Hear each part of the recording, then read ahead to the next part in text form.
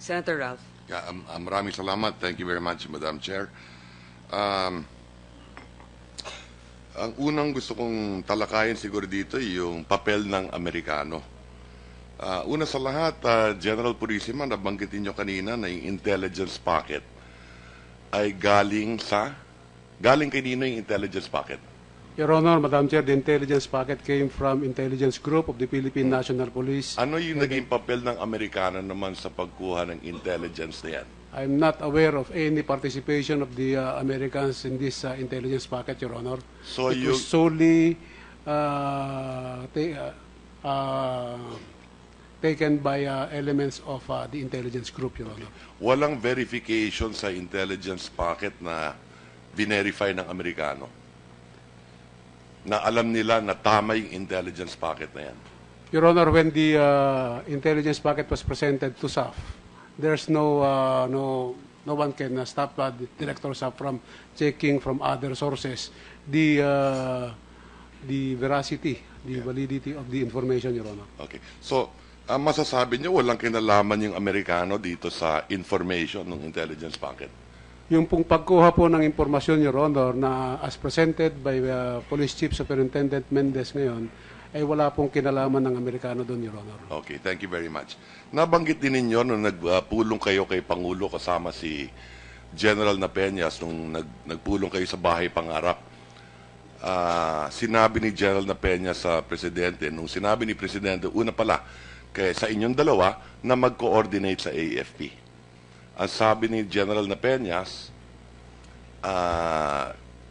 parang hindi maaring makipag-coordinate sa AFP dahil compromise daw yung AFP. Tama ba yun, General Napeñas?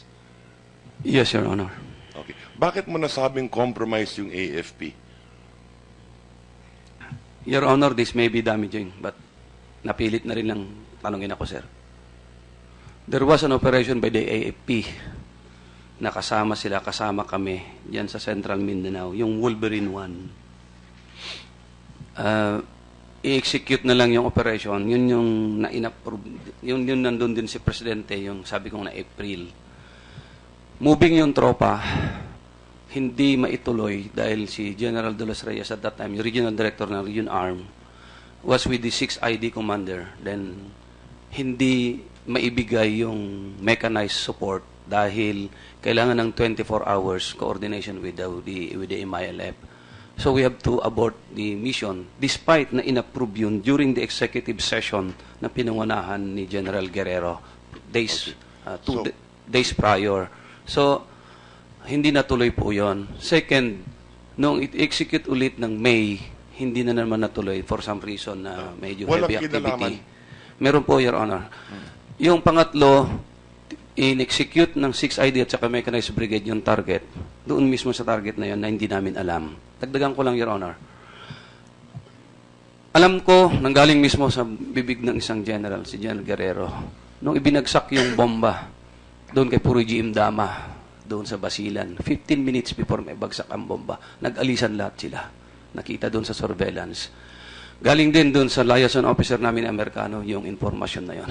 Ayan, doon ako babagsak General Napeñas Dahil mayroon kaming liaison officer na Amerikano doon sa Seaborn at siya rin mismo nagsabi sa akin na alam niya na before may bagsak yung bomba doon sa Kabalaban, so, nakaalis na sila. So masasabi mo, General Napeñas, na kasama sa in effect, ang sinasabi mo, kaya kayo ang trinain din, parang mas tiwala yung Amerikano sa SAF sa inyo kaysa sa mga elements ng AFP natin? Ganun ba yun? Yun sana nga, Sir, Your Honor, ang tatanungin ko yan eh. Bakit sa amin ibinigay na meron naman yung Army, yung AFP, yung JSOC nila? Bakit yung Amerikano, kami yung pinupuntahan at yung trabaho na yan sa amin yung ibinibigay na tulong? Doon po, kayo na po, Your Honor, ang magbigay ng conclusion. Sa pag-uusap ninyo sa mga Amerikano, nababanggit ba sa inyo na compromise ang AFP? At parang nakatutok ang tulong sa inyo? Yung training, yung equipment, communications, mapa, ganun ba yun?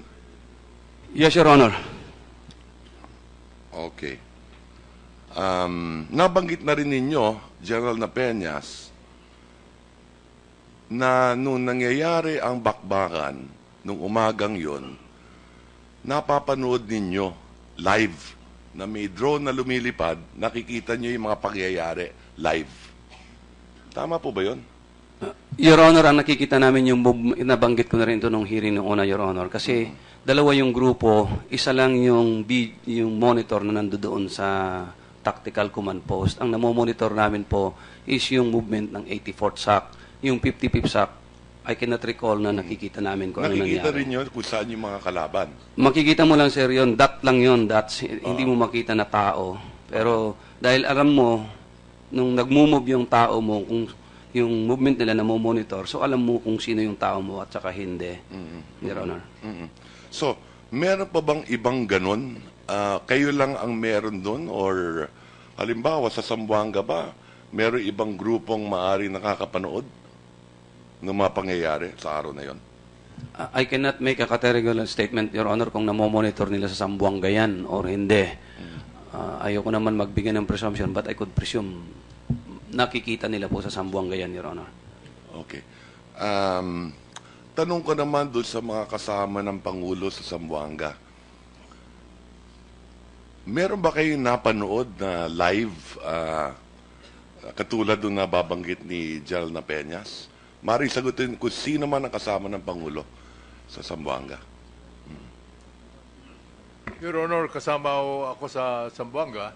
Wala hong napapanood na feed ng nangyayari sa Wala Mamasapano. naman. Opo, para maging maliwanag yan, ano? Okay. Pangatlong tanong, General Ganun Peñas. din. Ganun Yes, din. thank you. Dagdag na tanong, General Peñas. Bakit naman yung dirty finger ni Marwan sa Amerikano binigay? Bakit hindi sa ating gobyerno ibinigay? At bakit ibinigay ng buo? Ni kuko o isang kurot ng balat o isang gramo ng taba, di man lang tayo nagtira para sa ating pamalaan? Lahat binigay natin sa Amerikano?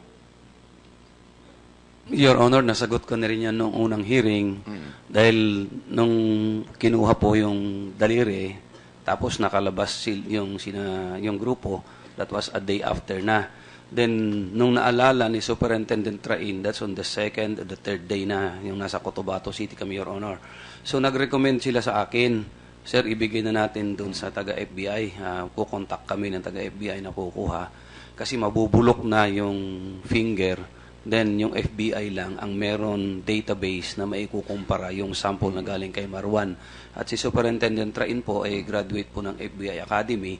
That's why meron alumni association yan. Nagmi-meeting sila dito sa Manila. At yes. meron siyang direct contact po sa FBI sa US Embassy, Your Honor. Yes. General Peñas, kaya ako naman tinatanong to, dahil di mo may iwasan na meron $5 million na binabanggit. At ano yan, yung daliri bang yan ay parang premyo, raffle ticket, lotto ticket na kailangan ipakita to redeem a prize? Ganun ba yun? O hindi naman? Hindi naman po, Your Honor, pero that will serve as the confirmatory nga na siya si Marwan dahil ikukumpara doon sa DNA naman na sample na manggagaling doon sa kapatid niya na nasa custody sa Amerika, Your Honor. Ang plano naman po dyan is ita-turn over sana po dyan sa CIDG din sa crime lab. But then because of yung nagmamadali nga dahil masisira na, mabubulok na dahil magtatatlong araw na po. Nangangamoy na nga po talaga. That's why yun ang recommendation ni Superintendent Train sa akin. And then, tungkol naman doon sa $5 million na binabanggit na premyo at 7 million pesos na galing sa ating pamahalaan. Sino ba ang pagbibigyan nun? Wala pong mapupunta sa amin na Special Action Force, Your Honor. Wala mapupunta sa inyo. Wala po. Pero sa polisiya natin, kanino mapupunta yon? Doon sa intelligence packet? Yung nagbigay ng intelligence? Ganun ba yon? General Purisima? Your Honor, the reward money will go to the agent of the intelligence packet. At sino naman yung agent ng intelligence na yon? Pilipino ba yan? Amerikano din yan? Ano ba yan? Filipino, Your Honor. Pure Filipino. Yan ba ay MILF member din? Mr. Chairman. Mr. Chairman. If I may finish, We might be putting in the police. let him say that. Yes. No, Your Honor. Hindi MILF. No, Your Honor. Hindi naman posible na yung 5 milyon mapupunta ulit sa Amerikano o di kaya sa MILF. Hindi pwede mangyari yun. Hindi po pwede mangyari yon, Your Honor, if it will be awarded to the recipient, to the agent himself. Kaya nga, yung agent na yan, posible bang Amerikano yan? O yung agent na yan, posible MILF din yan? Masasabi nyo sa amin dito na hindi. As far as I know, Your Honor, hindi po ganun. O, siguro, maybe in an executive session, pwede nyo sabihin sa amin kung sino nga talaga. Ha? Okay. And then, just to wrap up, no? Doon sa mga kasama ng Pangulo sa Zamboanga, bilang kasama ng Pangulo sa araw na iyon, saksi kayo sa galaw ng Pangulo. Ang tanong ko, ibinuhos niya ba ang lahat ng kanyang makakaya upang mailigtas ang mga naipit na mga SAF? Can you personally attest that the President did his best, marshaled all the powers at his command to bring our boys home safely? Your Honor, I think the President did all the actions needed in order to support the operation, starting at the time that he gave instructions to General Delgado to provide air cover. And during the time that we were in Zamboanga,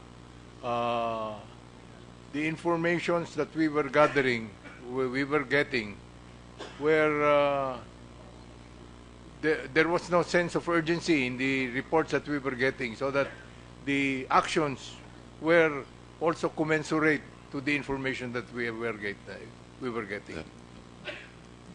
Dagdag na tanong, no? Meron bang pressure na natanggap ang Pangulo o kayo mismo mula sa peace panel officials natin na idahan-dahan ang responde ng tropa ng pamahalaan sa pangamba na lalong malalagay sa peligro ang peace process? Wala hong ganun. Wala naman po. At Madam Chair, Your Honor, nais ko lang suportahan yung sinabi ni Sec. Bolts na yung buong araw, kung titingnan po natin yung mga text messages, no, ang larawan na makikita mo is operation is parang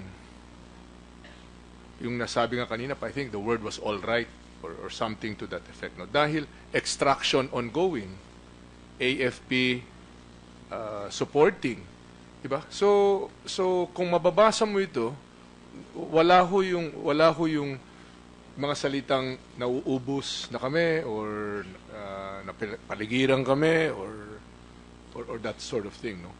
Hanggang excuse me. Hanggang sometime late afternoon, may mga 3:34 thereabouts, na merong pumasok na text mula sa CCCH na marami ang casualties. Yun ang parang pinakaunang kumpirmasyon na malubha ang sitwasyon. At magmula nun, inutos ng Pangulo na alamin kung ano talaga ang sitwasyon at nagpa-briefing at matapos yung briefing na yun ay iniutos ng Pangulo na gawin ang lahat. No? In fact, I remember there was even a conversation na dumidilim na, gumagabi na. At ang sabi ng Pangulo ay sa Armed Forces na hindi pwedeng pabayaan sila. Kung kayo yun ang nakabilad doon. No? So kung kinakailangan magpalipad ng eroplano just to keep parang may signal na may sumusubaybay or magpapatak nga ng artillery at hanggang nagpapatak na nga ng artillery at yung 84th was recovered. No? But during the day, nung kasagsagan nung laban nung 55th, walang, kung titingnan ho ninyo lahat ng mga nasubmit naman ng lahat ng text records, it's all, extraction ongoing, AFP support provided or made available. Ganun ang impormasyon. Okay, maraming salamat. Thank you for that. And finally, nung umaga, nung araw na yon, kung di ako nagkakamali, mga alas 8 ng umaga or prior to 8 o'clock in the morning, meron ng attempts for ceasefire. Secretary Gasmin, in your view, at the very least, temporarily bang na-handcuff our forces and froze our retaliatory and response capabilities? Did this withhold the actions which should have been done to the detriment of the embattled men on the field? Dahil nga sa pag-uusap ng ceasefire. Ibig ko sabihin, todo busa sana yung rest back para tulungan yung SAF 44. Pero nag-umpisa na yung usapan ng ceasefire at parang doon sa mga naalala ko sa mga pangyayari ay parang nagtatawagan na yung armed forces at kinakausap na nung peace panel ata yung kabilang puwersa sa MILF. Posible bang dahil doon nabawasan yung galaw ng ating military para matulungan yung SAF 44 natin? Ang palagay ko po hindi hindi mababawasan ang kuha ng armed forces dahil sa ganitong sitwasyon mahirap na mapigil yung gulong nangyayari even with the ceasefire committee in the area sa dahilang hindi kontrolado ng MILF yung kanilang mga tropa sa baba. Sa atin meron tayong control sa mga tropa natin sapagkat sinusunod natin yung ating chain of command sa kanila. Yung nga ang tinatanong ko, Secretary Gasmin, dahil parang lumalabas din nga naman nung nag-umpisa yung usapan ng ceasefire, parang na-withhold yung support ng AFP natin. Alam naman natin na hindi nila kontrolado yung kanila So masasabi mong hindi naging batayan yon? Di po. And finally, would you say as well that that was the best that you can do under all circumstances? You could not have had fired artillery earlier on. 5 ng hapon na lang kayo nakapagpaputok ng artillery. Yun na yung pinakamabuti, the best that you could have done. At that particular scenario, yan na po ang ating best effort. Okay. Maraming salamat. Thank you very much, Madam Chair. To the members of the committee, our session will be starting supposedly in 4 minutes, but I spoke to Senate President Rilon, and he's willing to allow us to extend our hearing until we finish it. So let us ask concise questions and also our answers to keep it as substantive but as short as possible so that we can still continue with our hearings. We only have about 3 senators left, but just as a continuation of the question of Senator Ralph with regards to the foreign involvement of the U.S., General Napeñas, sinabi na lang ninyo na nilapitan kayo ng mga Amerikano, hindi ba? Sino nagbigay ng otoridad sa inyo na tanggapin yan basta-basta? Your Honor, may I be clarified yung specific yung tanong mo na nilapitan kung ano po yung bagay. Hindi, kasi di ba sabi ninyo na hindi mo maintindihan bakit ang SAF ang pinipili nga ng mga Amerikano to coordinate with imbis na yung AFP. So meron ba kayong general o mas nakakataas sa'yo sa PNP na nagbigay sa'yo ng otoridad na sabihin, o sige, pag lalapit yung mga Amerikano ay tatanggapin ninyo sapagkat tinanong ka ni Senator Enrile kanina, sabi mo, you don't have any knowledge what treaty or agreement authorizes the Joint Task Force. Yan ang sinabi ninyo. So, sinong nagsabi sa inyo na mas nakakataas sa inyo na go ahead and cooperate with the Americans? Dahil hindi naman siguro tama na ang military natin o PNP, kung may lalapit na banyaga, halimbawa, mga Hapon o mga Chino na sasabi, meron kaming operasyon dyan, sasama kami sa inyo, papayagan ninyo kaagad-agad kung wala naman kayong direct authorization from somebody higher than you to say that this is allowed. So, sino ang nakikipag-coordinate sa inyo? Yung pong coordination at saka yung tulong ng ang Joint Task Force Philippines noon sa Zamboanga, Your Honor, started all the way as early as 2005 and 2006. At inabutan ko na rin yan, Your Honor, nung dumating ako sa Special Action Force in 2008. So, ang sinasabi po ba ninyo na dito sa inyong Joint Task Force, kahit kailan ay pwede basta sila lumapit sa isang PNP, sa isang Director General ng SAF para makipag-coordinate at hindi na ninyo kailangan humingi pa ng approval, halimbawa kay General Espina o kaya ngayon kay General Marquez. Kunyari, sino ba ngayon yung head ng SAF? May lalapit doon at sasabihin, kasama kami sa task force na yan. We will join you in the task force. Shouldn't they at least get an approval from the Chief PNP? Your Honor, ang basis po yan is yung World Against War on Terror po yun. Kaya binanggit ko na po kanina, Your Honor, na nga yung Special Operations Command ng U.S. Armed Forces, yung primary mission yun is counter-terrorism.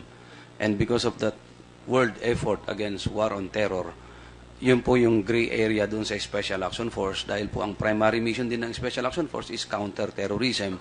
That's why meron pong ganun na I coordination. guess what we're trying to establish here, General Napeñas, is the accessibility. Okay, I understand Joint Task Force on Terrorism. We would like to help each other in intelligence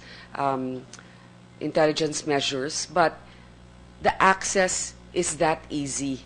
Yun yung we're trying to establish that now.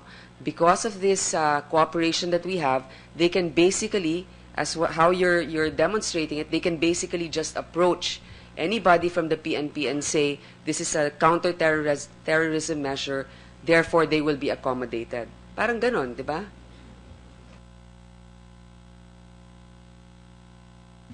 As far as yung anti-terrorism assistance program at saka yung mga ganyan, Your Honor, there are earlier arrangement at the national headquarters level kasi nagko-courtesy call po naman po sila yung ATA at saka yung Because of Joint that Task prior Force na yan. arrangement, you are already familiar with them, Yes, so they Your could Honor. approach you. Okay, I just wanted to establish that. The accessibility. Thank you. Okay. Bakit mo nasabing compromise yung AFP? Your Honor, this may be damaging, but napilit na rin lang tanungin ako, sir. There was an operation by the AFP na kasama kami diyan sa Central Mindanao, yung Wolverine 1. I-execute na lang yung operation, yun yung na-inapprove, yun nandun din si Presidente, yung sabi kong na April. Moving yung tropa, hindi maituloy dahil si General De Los Reyes at that time, yung Regional Director ng Region Arm, was with the 6th ID Commander. Then, hindi... Senator Ralph. Yeah, maraming salamat. Thank you very much, Madam Chair. Ang unang gusto kong talakayin siguro dito yung papel ng Amerikano. Una sa lahat, General Purisima, nabanggitin nyo kanina na yung intelligence packet ay galing kay nino yung intelligence packet? Your Honor, Madam Chair, the intelligence packet came from intelligence group of the Philippine National Police. Ano yung naging papel ng Amerikano naman sa pagkuha ng intelligence na yan? I'm not aware of any participation of the Americans in this intelligence packet, Your Honor. So it was solely maibigay yung mechanized support dahil kailangan ng 24 hours coordination with the MILF. So we have to abort the mission despite na inapprove yun during the executive session na pinangunahan ni General Guerrero days days prior.